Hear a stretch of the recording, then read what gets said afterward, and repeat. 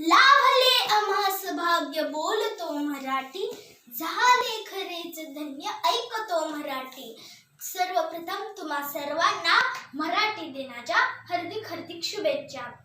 नमस्कार, मी समृद्धी सचिन वळणे, इयत्ता 4वी ब मधील विद्यार्थी। मी तुमच्या समोर एक नाट्यछटा सादर करत आहे। माझ्या नाट्यछटेचे नाव वारे पाणी टंचाई। आई, मी हातपाय धुते। अगं, आज संध्याकाळी पाणी येणार नाही, आज पाणी टंचाई आहे। काय म्हणतेस, आज पाणी टंचाई आहे?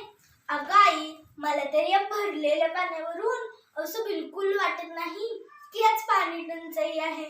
अगं आई, आपण घरात 3च माणसे, तू, मी आणि बाबा, आणि केवढे काही पाणी भरून ठेवलेस।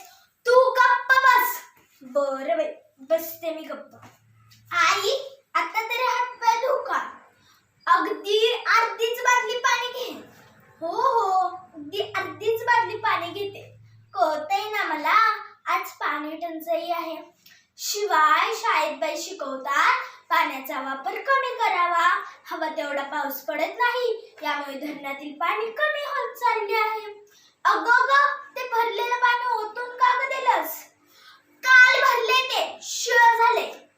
अगं आई, तूच तर मला काल पेपर मध्ये वाचून दाखवलंस ना की पाणी कधी शिळ होत नाही म्हणून।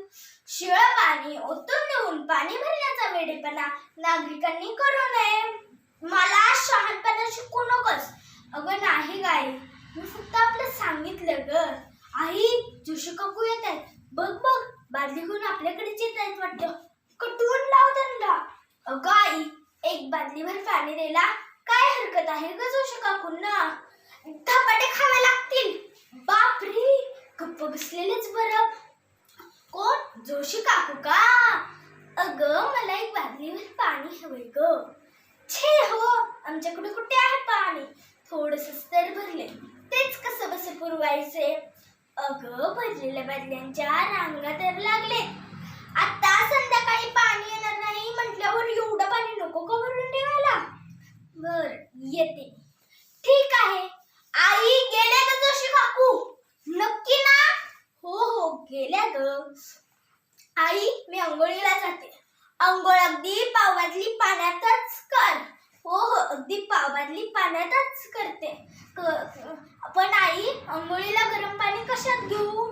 सगळ्या बादल्या तर पाण्याने गच्च भरल्यात। एका बादलीतलं पाणी ओतून दे।